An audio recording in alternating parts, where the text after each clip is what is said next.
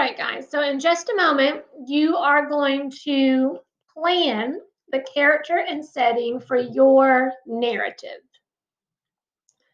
Although the characters in your story are fictional, their backgrounds and journeys should be based on what you've learned from Salva's journey in A Long Walk to Water, as well as the informational text that you've read about the lost children of Sudan.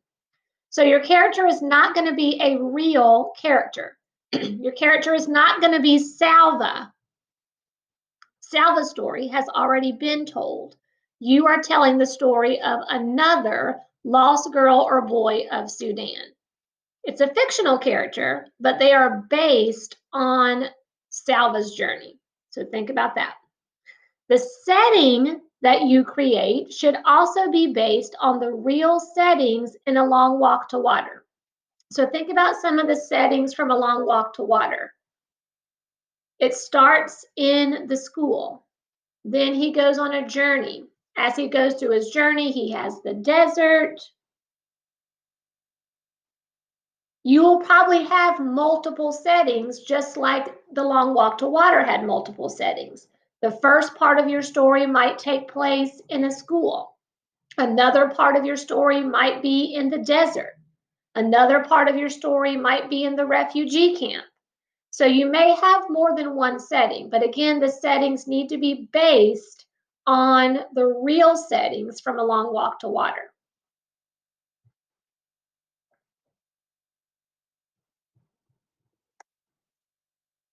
How can you base a character on information from sources but not copy the character or person completely? So again, your character is a fictional character. You cannot say, I'm going to tell a story about Salva. His story has already been told. You can use parts of the character's background or where they live, but you need to have events that happened but change them slightly to make them unique to your story. So maybe like Salva, you want to have a character whose family gets torn apart. That's okay. You can have a character that's similar to Salva, but your character cannot be exactly like Salva. You can have a character that is similar to Grace from the Lost Children or Lost Girls of Sudan, but your character cannot be Grace. So your characters are based on these sources. You cannot copy them from the source.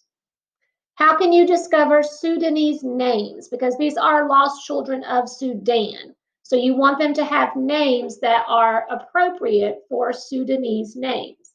You can use a search engine with keywords such as common Sudanese names.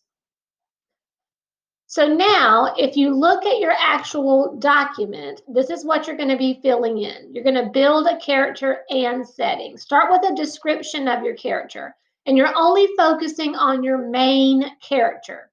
Your narrative might have secondary characters in it, but you're only building your main character today. Then you're going to go to their habits of character. What are the habits of character that help your character along the way? How does your character deal with problems? So is your character someone who has perseverance? Is your character someone who shows initiative? What is going to be their habit of character that's going to help them along the way? And I would encourage you just to focus on maybe one or two habits of character. Don't try to have too many. Life before the war and the journey. What is your character's background? What were his or her days like before the war started? What was his or her home like? So think about chapter 1 of A Long Walk to Water. We got an idea of what Salva's life was like before the war. What is your character's life like before the war? And then finally, setting. What are some of the areas from the journey that you'd like to write about? So if we think about the different settings that Salva went through, do you want to have some of those similar settings? Do you want to have a different setting? Just be mindful that it does need to be based on things that you've read. So down here where it says sources, when you're coming up with the ideas for your characters and setting, Where are your ideas, or what are your ideas inspired by? Are they inspired by Salva and A Long Walk to Water? Are they inspired by Grace from The Lost Girls of Sudan? Are they inspired by John Dangling Bainey and One Day I Had to Run? Where are you getting the inspiration for your ideas? Where's the inspiration for your ideas coming from? That would be your sources. We're going to keep working on this in our synchronous time. So if you don't get all the way finished, that's okay, but go ahead and get started.